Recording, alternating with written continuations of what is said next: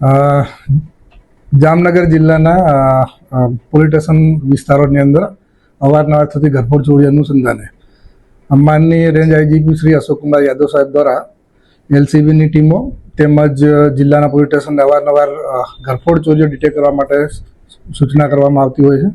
તે અનુસંધાને નવા નિમાયેલ જામનગર જિલ્લાના એસપી શ્રી ડૉક્ટર રવિમોહન સૈની દ્વારા એલસીબીને એક ટાસ્ક તાજેતરમાં જ આપી મંદિર ચોરી બાબતનો ટાસ્કના અનુસંધાને એલસીબી ટીમ દ્વારા પોતાના ટેકનિકલ સોર્સ તેમજ પોતાના હ્યુમન સોર્સ અનુસંધાને મહેનત કરતા ગઈકાલ રોજ દરેડમાંથી જામનગર તરફ બાયપાસ તરફ આવતા એક સ્વિફ્ટ ગાડીની ચેક કરતા ગાડીની અંદર ચોરીનો મુદ્દામાલ એટલે કે મંદિરના છતર તેમજ મુગટ જેવી વસ્તુઓ જે તોડી નાખેલી તેમજ આખી એવી રીતે મળી આવતા તેમની પૂછપરછ કરતા જામનગર જિલ્લાની અલગ અલગ જગ્યાએ કુલ 3 જગ્યાએ પંચ એ વિસ્તાર પોલીસ સ્ટેશન વિસ્તારની ચોરી જે 2024ની છે.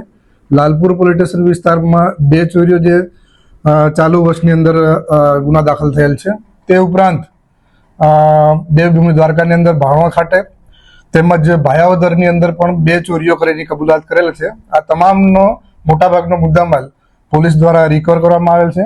એમાં મંદિરના છતર તેમજ મુગટ મળી કુલ 14 મળી કિંમત રૂપિયા 1,59,000નો મુદ્દામાલ રિકવર કરવામાં આવેલ છે. તે ઉપરાંત ચોરીમાં વપરાયેલ સ્વિફ્ટ ગાડી અને ચોરીમાં વાપરવામાં આવતી 2 મોટરસાયકલ પણ પોલીસ દ્વારા રિકવર કરી કુલ મુદ્દામાલ પોલીસ દ્વારા 3,66,000નો રિકવર કરવામાં આવેલ છે.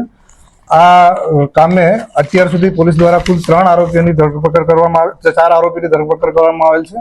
4ના નામ છે નાથાભાઈ વીરાભાઈ ખરા, રવિભાઈ વીરાભાઈ ખરા, ખોડાભાઈ ભરતભાઈ ખરા, ખીમાભાઈ પૂંજાભાઈ રાઠોડ અને પકડવાના બાકી એવા નાથાભાઈ હીરાભાઈ સાગઠિયા.